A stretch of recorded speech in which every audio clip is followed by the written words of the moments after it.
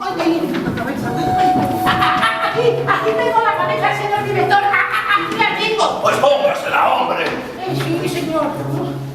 ¡Qué carácter! Es que me la pongo en el campo.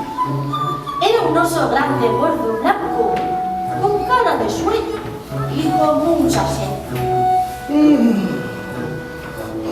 ¡Qué sueño tengo! Pero también tengo sed. Necesito agua, agua, agua, agua, al fin, agua, agua.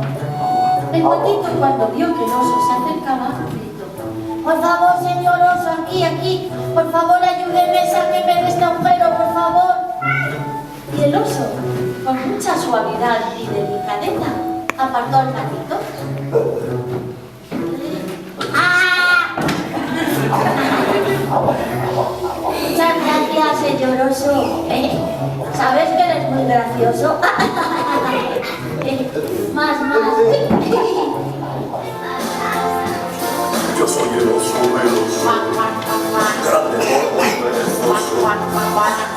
Cuando todos pasan frío, yo del invierno me río. Me gusta la primavera, me gusta el verano más. En otoño engordo mucho.